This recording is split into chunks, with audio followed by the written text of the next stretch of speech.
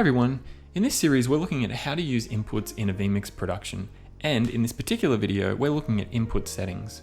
When adding an input into vMix, it will appear in your input section, which is down here.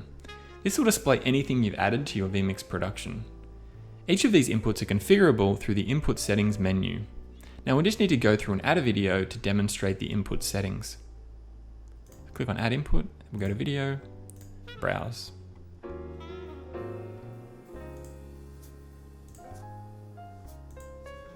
Now we've got a video input in our vMix production. We can edit and make changes to the input by clicking the little cog icon or double clicking the input window.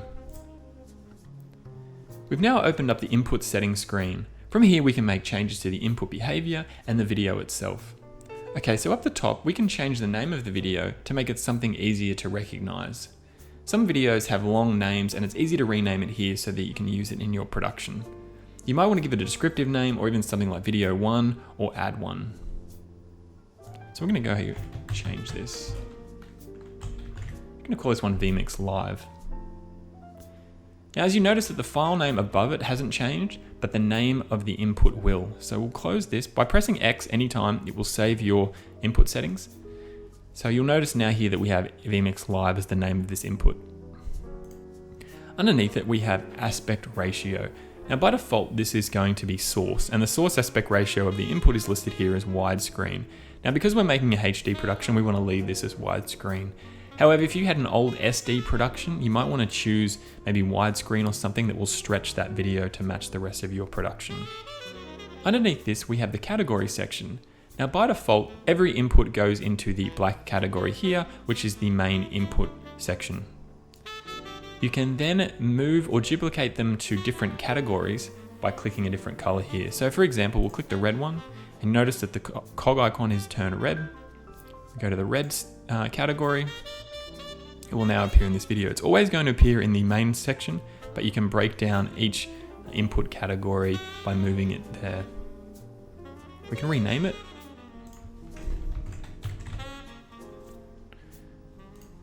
You notice that will change there.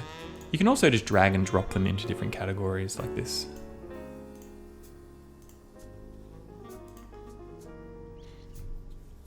Okay, now underneath that we have a sharpen and mirror section. Now sharpen will create a sharpen effect on the video or input.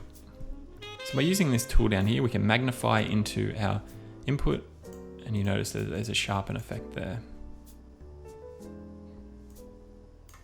By clicking mirror, it will flip the input. Now underneath that we have the input behaviors section. So the top one is automatically mix audio. Now this means that your audio will automatically turn on each time it's transitioned to the output. So we'll tick it, I'll show you what I mean. So we'll just bring this across. And as you can see, the audio is turned on. You should be able to hear the audio now. The next one is automatically play with transition, which means that the video will automatically play each time it's transitioned across. So it's automatically playing. Okay, next we have automatically restart with transition. So at the moment, every time we transition it, it pauses, but it keeps playing from that position. By ticking this, it'll automatically restart. So as you can see here, it's gone to 0, and we bring it back, we'll go back to 0 again. And finally, automatically pause after transition. Now, as you notice, every time we transition it back, it pauses. If you wanted to let it play, you could just untick this button here. Now on the right-hand side, we have mouse click action up the top. Now the mouse click action refers to what happens when you click the input window. So by default, it's set to preview. So every time you click it, it will move that particular input to the preview. However, you can change this action. So for example, we could make it a cut transition. So when we click on it, it will cut to the output. Now we can change to something maybe like an overlay. So when we click it, it appears in our overlay channel here. Or we can make it do nothing if we really wanted to, or a transition. So it's up to you what you want to do for your production. Now underneath that we have the source aspect ratio, which we mentioned before is widescreen, the resolution, the frame rate, and the deinterlacing.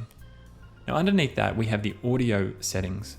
If we click this, it will display the audio settings for the input. Now these audio settings are probably easier managed from the audio mixer section, so you can do them all together. However, you can change them here.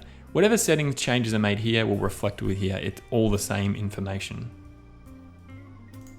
And you can also create a virtual input of this input by clicking here.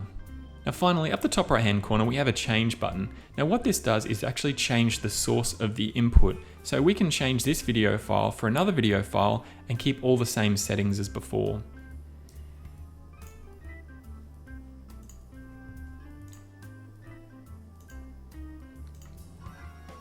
So as you notice, the name remains the same, the aspect ratio, the category, anything we've changed down here, mouse click action all remains the same, but the actual file has changed. So you notice the file name has changed here. The color adjust section can be used to change the coloring or the alpha of your video. And for camera inputs, you can also set the auto white balance.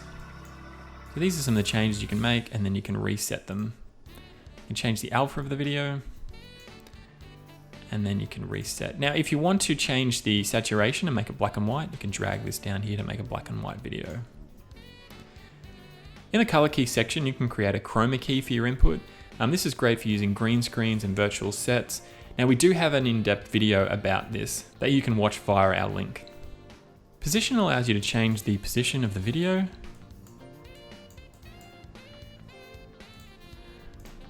And Multiview allows you to create an input with multiple inputs on it. You can check out our other tutorial video to find out more information about these. Triggers allow you to create actions around your input. So for example, when your video input finishes playing, it can automatically transition to a camera. Or once it's transitioned in, it can automatically display a title. Now we have a separate tutorial video for this if you would like to check that out. If you have tally lights, you can assign them to your input here. For compatible PTZ cameras, you can set this up here also.